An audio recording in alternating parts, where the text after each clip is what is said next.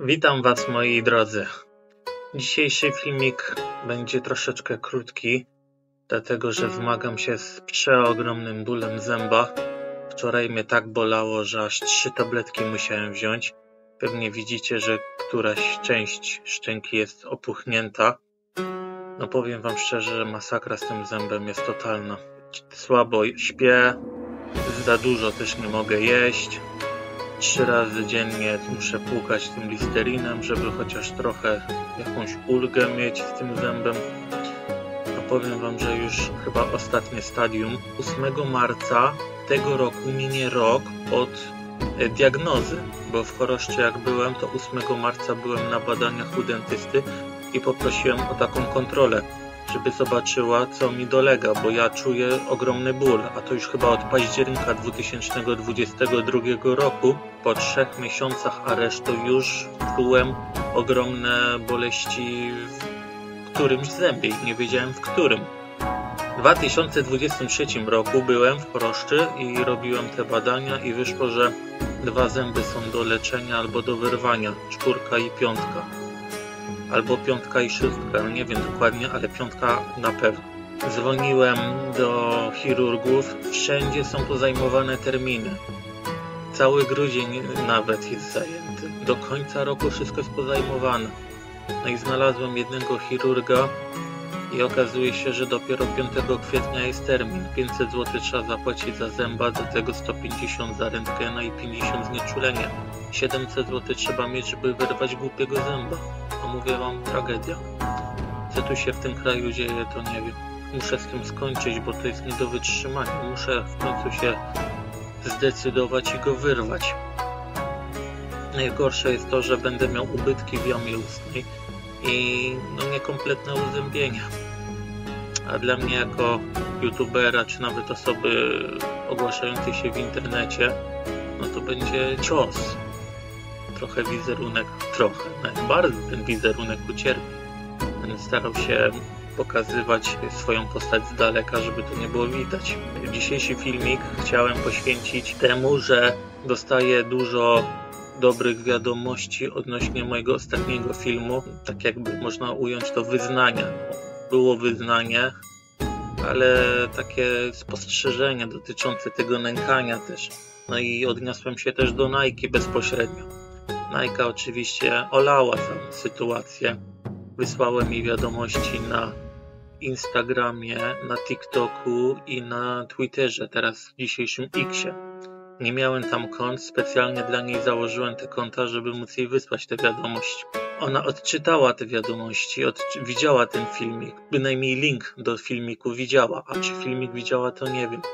Choćby ją nosił na rękach i wysławiał się o niej w samych superlatywach, to ona po prostu olewa ludzi. Ona jedynie rozmawia z takimi osobami podobnymi sobie, czyli z takimi właśnie katolikami, z dziewicami, nie wiem z kim tam jeszcze, no na pewno jej pokroju. Potem widziałem, dodaje nowe posty na tym Twitterze, tym Xie i na TikToku i tak zastanawiałem się, jaki to jest powód jej nękania, dlaczego Karaczany teraz prześladują ją, a może mi już dali spokój, choć nie wszyscy, bo dostaję jeszcze paczki od kurierów o różnej dziwnej zawartości. Nie będę Wam tutaj tego przytaczał, bo to jest wręcz szokujące. Ale jak patrzyłem, dlaczego Nike dostaje dildosy, na przykład pochwaliła się, wręcz lamentowała. A tak sobie myślę, że to może być spowodowane tym, że ona właśnie lansuje się w internecie na siłę. To jest takie parcie na szkło, coś w stylu jak się idzie do telewizji, do tych programów wszystkich, do Roli Szuka Żony, czy do Love Island, czy do Hotelu Paradise i te inne programy, te reality show. To wszystko pod publikę, to wszystko po to, żeby się wylansować, żeby się pokazać, żeby ujawnić siebie. I nikt nie bierze pod uwagę faktu, że to może być kompromitujące, zawstydzające, żenujące, upokarzające. Idą po to, żeby się pokazać, żeby świat zobaczył, że to jest ta osoba, że to jestem powiedzmy ja, ta i ta osoba. że nie wiem, mam takie super ciało, że jak idzie jakaś ładna laska, to zaraz chce się pokazać swoim wysportowanym, wytatuowanym ciałem. Albo idzie facet, żeby pokazać swoje mięśnie, jakie ma potężne. Ja nie jestem potężnej postury, ale mówię wam, mam taką siłę w łapie, że nie jednego 100-kilowca bym położył. Ale jakoś się tym nie lansuję, jakoś nie idę do Ninja Warrior. Tak jak mówili, jesteś wojownikiem ninja, idź do Ninja Warrior, pokaż światu, co potrafisz. Ale mnie to nie interesuje. Jak oni na przykład skaczą po tych linach, czy po tych belkach plastikowych, to co to jest? Jak ja w porównaniu do nich, to ja skaczę po drzewach i wpinam się po drzewach i to bez żadnej asekuracji, bez niczego. Ja bym ten program, ten Ninja Warrior, to bym z palcem w tyłku to przeszedł, ale jakoś mnie to nie rajcuje, nie kręci mnie to. Nie mam parcia na szkło, ja nie muszę światu udowadniać, kim ja jestem i co potrafię. Mogę się pochwalić tam jakimiś umiejętnościami, ale to tylko i wyłącznie w filmiku i to tylko i wyłącznie na moim kanale. Ja nie jestem Nike, że idę zaraz do Sejmu, lansuję się, że ktoś mnie prześladuje, czy do telewizji, nagłaśniam to. Ja pójdę do telewizji, jak wygram 1 000 000 odszkodowania, to wtedy niech cały świat zobaczy, że mnie bestialsko, wręcz zatrzymano, zamknięto, odizolowano, pozbawiono praw publicznych, można powiedzieć, bo ja tam w więzieniu byłem absolutnym zerem, byłem nikim. Byłem traktowany tak jak komenda i stonoga. Ja mogę powiedzieć o sobie wręcz, że byłem więźniem politycznym, bo ja poszedłem za poglądy polityczne, za swoje osobiste poglądy na temat policji, sądów i prokuratury, bynajmniej w Lipnie. A nie za to, co mi zarzucali. Tam są błędne treści, że ja na przykład trafiłem za napaść na policjantów. Jak chcecie wiedzieć, to oni napadli mnie. Przyszli do mnie z bunkra, z nienacka, zatrzymali bestialsko, wywlekli na oczach rodziców i zamknęli na ponad rok. Także to, co wy myślicie, to jest nieprawda, ale ujawnię wam to wszystko dopiero wtedy, kiedy sprawy się pokończą, kiedy zapadną prawomocne postanowienia. Nawet wyrok nie zapadnie, bo ja nie jestem oskarżony. Nie jestem oskarżony. Jestem podejrzewany o przestępstwa, o występki zagrożone maksymalnie do 3 lat, czyli o znieważenie policjantów, to jest do roku, naruszenie nietykalności cielesnej, i groźby. Najbardziej to o groźby jestem pomawiany, o artykuł 190, o to mnie przyszli zatrzymać. Wiecie o jakie groźby? O te groźby, które ja kierowałem wobec moich prześladowców. Pamiętacie ten filmik, co wbijałem te miecze i mówiłem takie obrzydliwe słowa? To karaczany robiły mnie w to, że ja te groźby kierowałem niby wobec policjantów. I na tej podstawie prokuratura, sąd, policja i zakłady psychiatryczne wszystko to łykały. No mówię wam, takie rzeczy się działy, że nie mogę wam teraz wszystkiego ujawnić. Muszę poczekać, aż to się wszystko pokończy, wtedy wam nawet dokumenty pokażę. Musicie być cierpliwi. Ja też muszę być cierpliwy. Wiem jedno, że do więzienia już nie trafię, bo nie jestem oskarżony i wyrok wobec mnie nie zapadnie. Ja wam mówię, u mnie to jest sprawa naprawdę bardzo, bardzo gruba, jak w raporcie Pelikana. Ale dobra, nie o to chodzi. Teraz filmik jest poświęcony o to, dlaczego mogli tak nękać Nike. Dlaczego, ja oglądałem tego jej Twittera, oglądałem te posty. Ja, wiecie, codziennie wchodziłem na Instagrama, na Twittera, zaglądałem, patrzę, czy czasem odpisała, czy może polubownie chce się dogadać. Nie ma sensu. I wam powiem tyle, że ten filmik to był, można powiedzieć, takie sprawdzenie. Ja powiedziałem, w związku z tego nie będzie i ja do niej w ogóle nic nie czuję. Ja chciałem po prostu zakończyć tę wojnę, zakopać ten topór wojenny i polubownie się dogadać. Chciałem ją prosić, przekonać o to, żeby usunęła te filmiki, w których szkaluje mnie, wszechstronnego mistrza, o jej nękanie. O to, że ja mogłem zlecić tam zamach na nią w tych Katowicach, oblanie tej kawą w stroju pandy, albo że tam ktoś jej tam groził pocięciem nożem motylkowym jakimś tam, czy oblaniem kwasem jakimś siarkowym. No mówię wam, takie rzeczy ona na mnie nagadała, że ja jej po prostu tego i tak nie daruję. Nawet jakby mnie na kolanach przepraszała, to i tak jej tego nie daruję.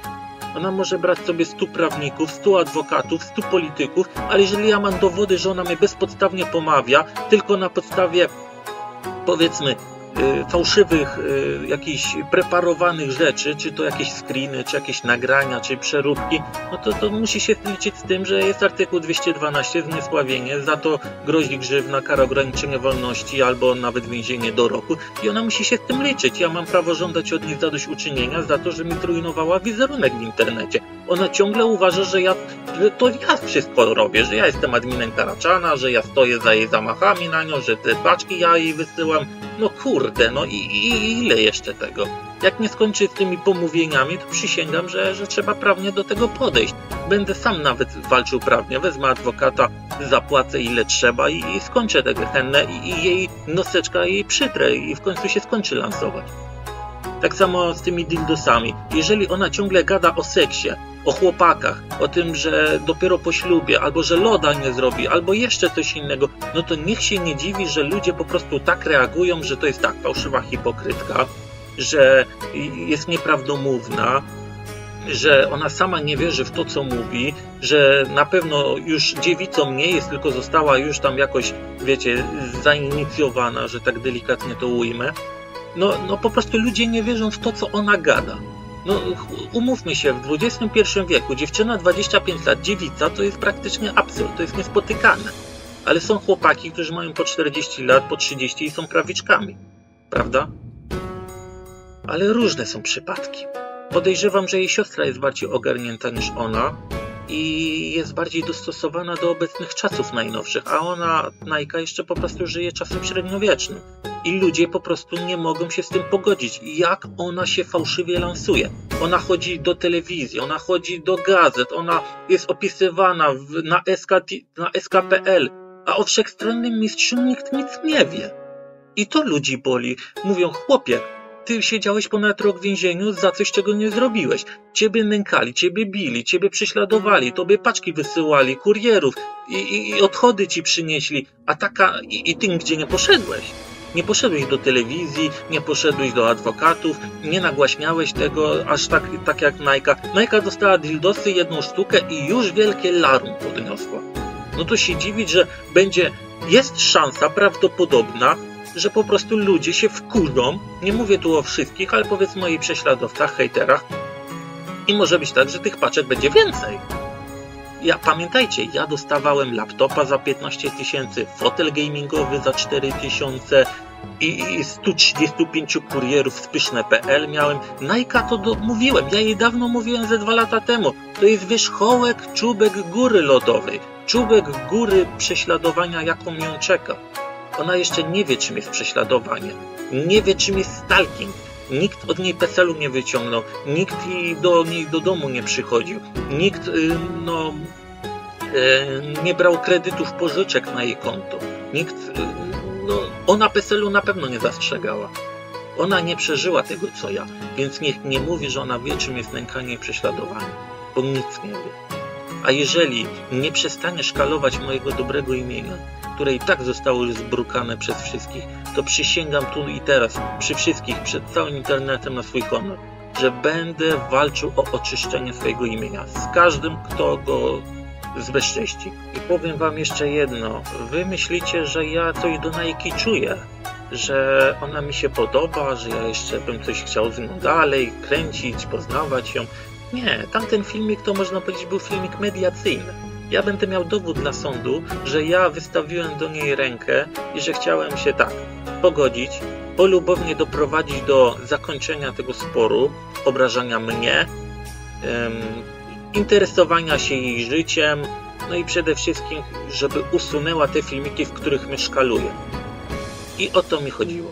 Skoro ona olewa sprawę, no to znaczy się, że ona jest po prostu cyniczna i traktuje ludzi za nic po prostu. Nie szanuje ludzi. Jeżeli ja mówię o niej dobrze i nawet każdego fana powinna traktować z szacunkiem, ale nie. Ona traktuje tylko z szacunkiem swoich kukoldów, zwłaszcza religijnych. I tyle. I powiem wam tyle. Choćby padła na kolana, przeprosiła, błagała i powiedziała, że jest jej przykro, to ja już jej po prostu nie wierzę, nie wybaczę jej, nie ma możliwości pogodzenia się, taryfy ulgowej, jakiegokolwiek rozejmu już między nami, to się musi skończyć sprawą w sądzie. I tyle. Ja pisałem do YouTube'a, prosiłem, aby usunęli ten filmik, w których mnie zniesławia, znieważa, pomawia mnie o rzeczy, których nie zrobiłem, o bycie przywódcą Karaczana, o oblania jej kawą, o to, że ja jej złorzeczyłem, że ja jej groziłem i coś tam jeszcze wymyśla, że to wszystko dlatego, że ona nie chciała się ze mną umówić. Nieprawda, to nie o to chodziło, bo gdy nie ona nie powiedziała, że się ze mną nie umówi, powiedziała, że się ze mną spotka, ale potem mnie zaczęła olewać, nie odpisywała na wiadomości, nie ustaliliśmy terminu, no to się zdenerwowałem i ją zablokowałem i koniec, kropka, koniec kontaktu. A potem się na nią hejt wylał, że ona olała Krzyśka, który do niej szarmancko z filmikiem do niej wystartował, a widocznie nie ma w sobie za grosz kultury, nie potrafił odpowiedzieć. Słuchaj Krzysiek, sorry, nie podobasz mi się, nie jesteś w moim typie, albo mam chłopaka, albo nie szukam nikogo, albo nie masz takich cech, które by mnie interesowały, więc sorry, ale nie spotkam się z tobą, nie umówię się z tobą, i nie pisz więcej do mnie, jeśli napiszesz, to cię zablokuję, albo podam do sądu i tyle, Ale nie zrobiła nic, kompletnie nic. Olała całkowicie i widocznie to ludzi ruszyło, a mnie wcale. Ja wam powiem, ja nie dotknąłbym jej kijem od szczotki, albo jeszcze lepiej, nie dotknąłbym jej w rękawiczkach antybakteryjnych, nawet bym jej nie dotknął. A co dopiero z suchą, czystą skórą. Nie dotknąłbym jej, bo już mnie po prostu ona kompletnie nie interesuje mnie. Ona to już jest koniec tematu, definitywnie zamknięty, wolę o niej nie myśleć, zapomnieć, co się z nią dzieje, mnie nie interesuje, ale powiem wam jedno, jeżeli będzie dalej mówiła, że wszechstronny mistrz stoi za jej nękaniem i że nasyła Karaczanów i że jest adminem Karaczana i że jeszcze inne gorsze oskarżenia, jakieś oszczerstwa, to przysięgam, że bez względu na to, kim ona jest, jakich ma pomocników, czy w Konfederacji, czy w jakimkolwiek innym ugrupowaniu politycznym, to po prostu jej tego nie odpuszczę, prawnie do tego podejdę i tyle. Jeżeli ja mam zaraz sprawę wygraną o areszt niesłuszny ponad rok czasu, to z taką lajką sobie nie poradzę. I tyle. Korzystając z okazji, chciałem podziękować moim fanom, moim widzom, którzy mnie wspierają, dodają otuchy, mówią, żeby się nie przejmować, żeby dzielnie to znosić, walczyć. Mówią, idź, wyrwij tego zęba, nie przejmuj się opiniami, przeróbkami, że będziesz bezzębnym menelem. Zdrowie ważniejsze niż wygląd fizyczny, będziesz miał pieniądze z odszkodowania, pójdziesz, wstawisz sobie implanta i będzie dobrze. Ale póki co nie męcz się, idź i wyrwij tego zęba. Posłucham was, pójdę, wyrwę tego zęba, będę miał święty spokój. Wczoraj to wam mówię, taka tragedia, praktycznie 3 tabletki i co 4 godziny tabletkę musiałem brać. Taki niewyobrażalny ból. Ale ja walczę z tym już prawie rok czasu. 8 marca minie rok od diagnozy. Wyobrażacie sobie? Dzisiaj mam 29 luty. Jeszcze tydzień, 9 dni. Łącznie z dzisiejszym. I będzie rok. Wyobrażacie sobie kogokolwiek? Postawcie mi człowieka, nawet najpotężniejszego, który by wytrzymał rok czasu niewyobrażalnego bólu zęba? Ja sobie nie wyobrażam. I ja nie znam takiej osoby. Niech mi ktoś tu przedstawi. Ja wam kiedyś pokażę notatki, bo ja mam notatki. Już stare pismo zaschnięte z datą jest zapisane. Może nawet godzina, bo to było gdzieś koło 11. To było gdzieś w godzinach południowych przed obiadem. Poszedłem do dentysty tam na kontrolę i zapisałem sobie. Mówię wam, ja mam takie notatki, że książka więzienna piękna z tego powstała. I jeszcze coś. Dzisiaj przyszła do mnie przesyłka. Nie wyobrażacie sobie, co to przyszło. Normalnie przyszedł zestaw do whisky. Pamiętacie tego live'a ostatniego kilka dni temu?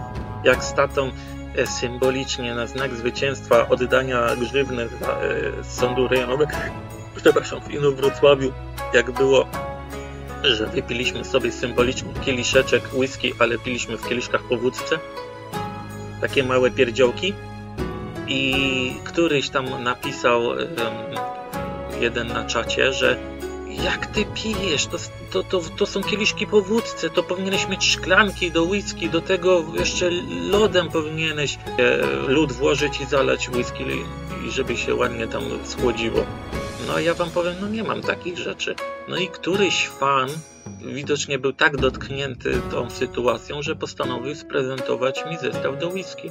kupił mi 4 piękne, duże szklane, takie srebrne, szklane i do tego tacka na 4 kostki lodu i powiedział, że jeszcze przyjdzie porządne whisky, jeszcze butelkę whisky, bo jak ja powiedziałem, że to whisky ma chyba około 3 lat, bo ono było jeszcze w 2022 roku, w połowie roku, gdzieś tam było, czy w maju, czy w czerwcu, czy w lipcu.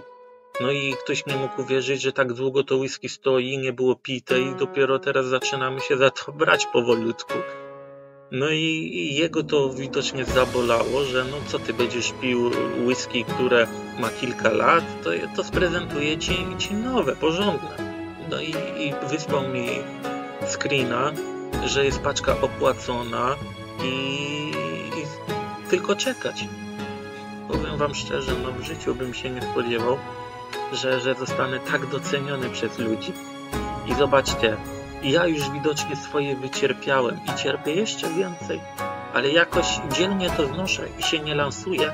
Ja do Konfederacji nie chodzę, ja do Sejmu nie chodzę, ja adwokatów profesjonalnych za pieniądze nie biorę. Ja się nie pastwię nad sobą, ojeju, jaka ja jestem prześladowana, jeju, hejt się na mnie wylał, ojej. Ja tak nie robię. Ja dzielnie znoszę to wszystko i skrywam. Niektóre rzeczy ujawniam, żebyście wiedzieli po prostu, jaki ten świat jest okropny, obrzydliwy wręcz, a ludzie jeszcze gorsi. Ale widocznie za mój upór, za moją walkę, nieustępliwość, za swój twardy, niezłomny charakter, za to, że się nie poddaję i walczę dalej i że jeszcze żyję, że nie popełniłem jeszcze samobójstwa, że nie poddałem się psychicznie, dzielnie, mocno to znoszę, to za to mnie teraz fani doceniają. I mówią, patrz Krzysztof, patrz mistrzu, patrz boski smoku, twój filmik ma już 5000 wyświetleń, a ostatnie filmy Nike, które wstawiła tam 2 czy 3 tygodnie temu, ma tam 2000 ledwo wyświetleń, a twój w ciągu doby czy tam 2 dni osiągnął 5000 wyświetleń. Widzicie, jaka to jest przepaść? I ja nawet, ile ja mam? 1470 mam subskrybentów, a taka Nike ma chyba około, nie wiem, 15 000 i ona ma konta zapełnione tym na Twitterze, na Instagramie, na TikToku, wszędzie te rolki, wszędzie te filmiki i lansuje się z siostrą, nawet siostrę w to wciągnęła, ale ja też tak robiłem właśnie, że wciągałem w to mojego współlokatora, potem on był tam hejtowany i musiałem wyprowadzić się z Płocka, zakończyć ten rozdział, tę sagę płocką. Teraz chcą, żeby nakręcić kolejne filmiki z tym kolegą z Dobrzynia, ale też się martwię, że też może być tam jakoś prześladowany, jakoś dokucza. No. Dlatego wolę robić wszystko sam i sam ponosić konsekwencje swoich tych działań, swoich czynów. I sam wolę to wycierpieć, jakoś to znieść, niż wciągać w to osoby bliskie. Już starczy, że rodzice są hejtowani, są wyzywani. Tata od meneli, mama od smoczycy zrogowaciałej. Okropne rzeczy. Ale mogłem się z tym liczyć, że YouTube to jest siedlisko zła i są fani, i są hejterzy. Ale to wszystko są widzowie, są obserwatorzy. Trzeba być obiektywnym, trzeba spojrzeć na to wszystko z dobrej i złej perspektywy. Trzeba wiedzieć, że zawsze będzie ktoś za i ktoś będzie przeciw.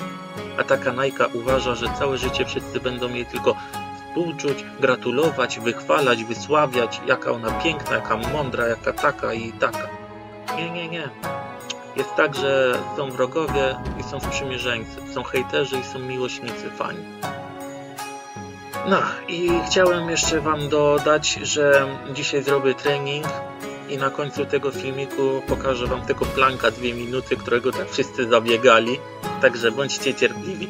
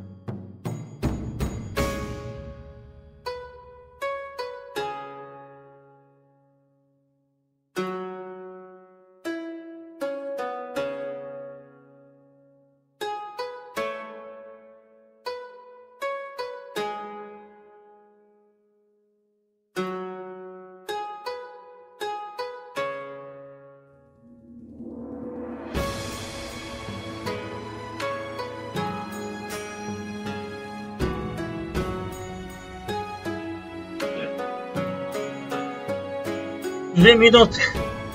Powiem wam szczerze, że nigdy nie robiłem planka. Nigdy. W sensie tak długiego. 30 sekund na ostatnim live'ie robiłem i to jest dosyć, bo taki donate miał być. Chyba 2 razy 30 sekund z przerwami. Ale teraz zrobiłem wam całe pełne 2 minuty bez odpoczynku. No, powiem wam szczerze, no i jestem jeszcze po obiedzie, także jeszcze brzuch jest dosyć wzdęty i pełny. W dodatku jestem osłabiony po tych lekach. Nie oszukujmy się, każde leki jakoś wpływają negatywnie na samopoczucie, ale to, że wytrzymać 2 minuty na pełnym żołądku, ociężały jak diabli, osłabiony, omulony przez te leki, to chyba tylko i wyłącznie dzięki mojemu właśnie hartu ducha. Dzięki temu, że mam ducha walki, duch wojownika. Nie bez powodu jestem boskim smokiem i przywdziałem kimono Brusali. Nawet w takim małym człowieczku drzemie taki mężny wojownik. Mówię wam, mam takie przyłożenie w tej prawej łapie.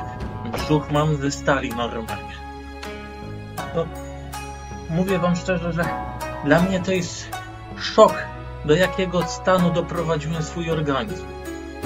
Niby taki niepozorny, taki wątły, taki chudy, smukły, a potrafi robić pompki na jednej pięści, potrafi robić 2 minuty planka. Przecież takie planki 2 minuty to też trzeba umieć. Robią to osoby profesjonalnie się tym zajmujące, czyli jacyś modele fitness, czyli jacyś kulturyści, czy crossfitowcy, czy kalistenicy. A ja nigdy się tym nie zajmowałem. Co wy? Raz w życiu spróbowałem planka i mówię, co to tam? W ogóle tam brzucha nie czuć. I to co to, jakaś deska? I ja robiłem inne ćwiczenia na brzuch. Coś w stylu Shaolin, coś w stylu właśnie sztuk walki, a nie jakieś planki, jakieś deski. Ale powiem wam, że 2 minuty ciągłego napięcia na brzuchu, bo trzeba, jak będziecie mieli wzdęty brzuch, to nie wiem, czy coś poczujecie, ale żeby poczuć mięśnie brzucha, musi on być cały czas napięty. Maksymalnie, jak się da. No i powiem wam, że 2 minuty jednak robi swoje. Ale może to też dlatego bo brzuch mam pełny. No i te leki jakoś działają mnie. No i lekko zdyszany jestem. Ale 2 minuty dałem radę. Mam nadzieję, że was nie zawiodłem i jesteście zadowoleni.